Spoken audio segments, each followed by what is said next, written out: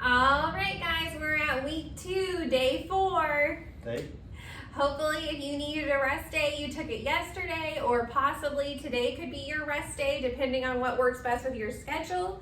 I hope that you're drinking all your water, you're scheduling your workouts. We're kind of figuring out what time's the best time for you to work out.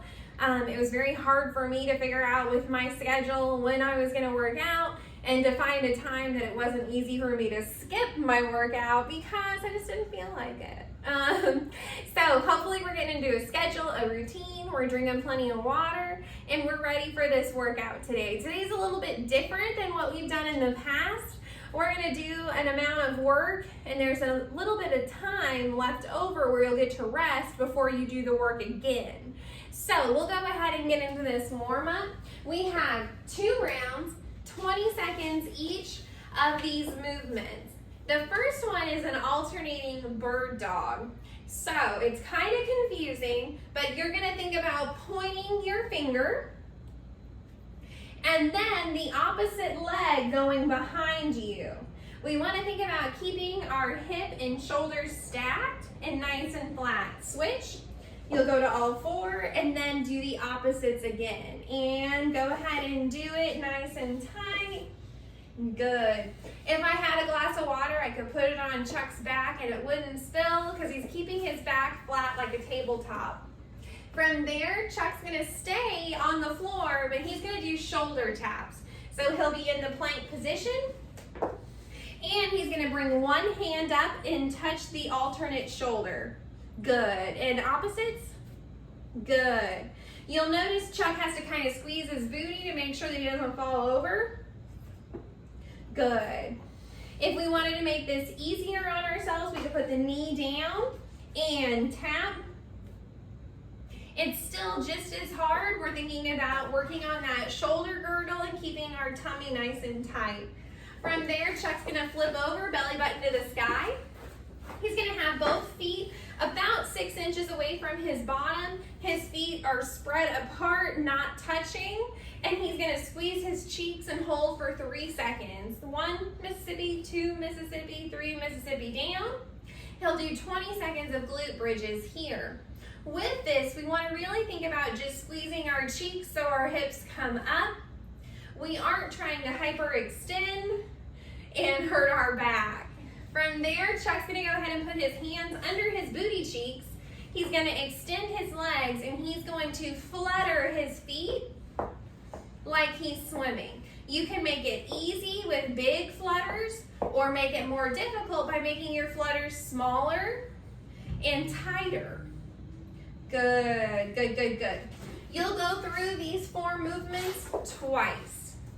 Next, we're gonna move on to pizza. You'll need an odd object and a space to do sit-ups on the floor. So we wanna think about this in different sections. You're gonna do 4 rounds of this.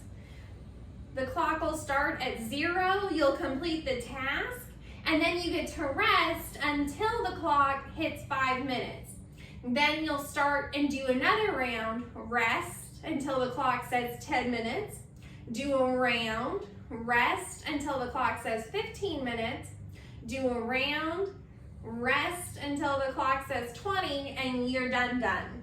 So we're gonna do 4 rounds every 5 minutes of 30 odd object swings, 15 odd object presses on the left side, 30 sit-ups, 15 odd object presses on the right side. You'll go through that and then you get to rest. Chuck's got his odd object here. He's gonna go ahead and start with a swing. In the gym, if you were with me, we would use a kettlebell.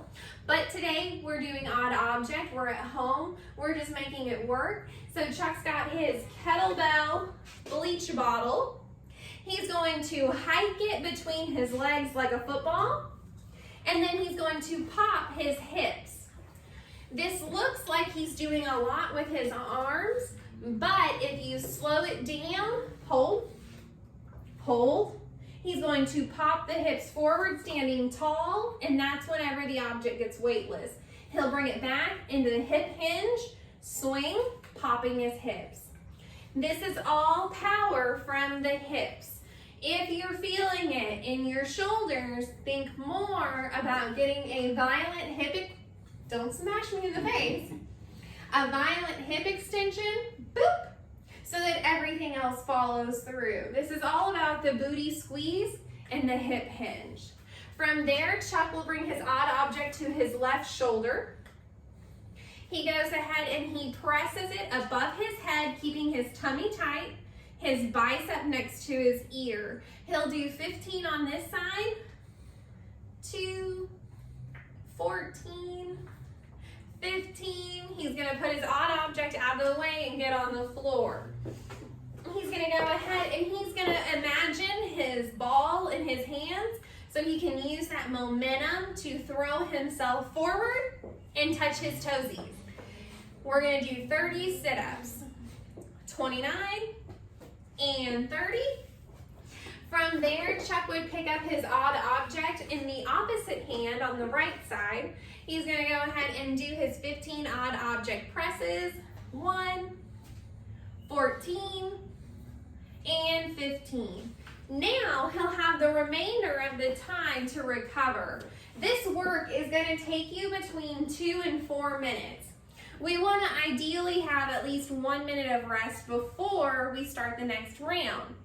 Now, if you do round 1 and you finish in 4.5 minutes, we need to go ahead and cut the reps. So we would go ahead and we would look at the work.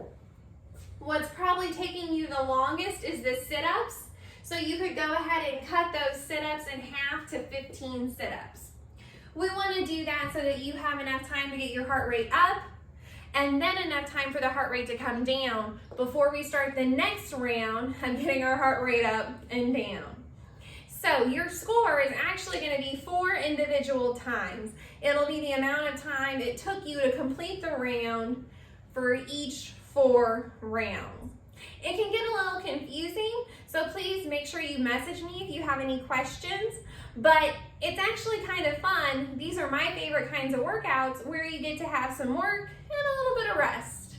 Work a little, rest a little, work a little, rest a little, work a little, rest a little, done, done, done. So from there, you would get into our walk to run. Earlier this week, you did 4 rounds of 100 meters of jogging and then 100 meters of walking. Today, you're gonna do 5 rounds. You'll get that heart rate up for 100 meters and then a nice recovery 100-meter walk or a jog, depending on where you're at today. Now, as we work into this and we get more and more distance under our belt, it's more and more important that we're drinking enough water and we're stretching. When we wake up in the morning, we want to get a nice little quick stretch, and before we go to bed at night, we want to get a nice little stretch. One of the things that'll help us sleep better is getting on a routine and a schedule. I know, moms, it's hard because everything's wild right now, but once you're on a schedule and you have one thing that you can kind of control in a world where everything's out of control, it's gonna help you feel better, sleep better, and probably make you more fun to be around. I know whenever I'm tired and I don't get enough sleep, I'm a grumpy cuss and nobody wants to hang out with me.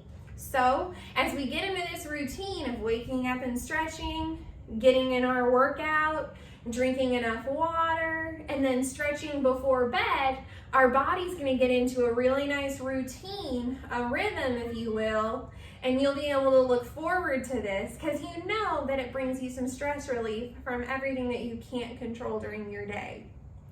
All right, guys, that's our day 4 of week 2. I can't wait to talk to you guys tomorrow. See ya.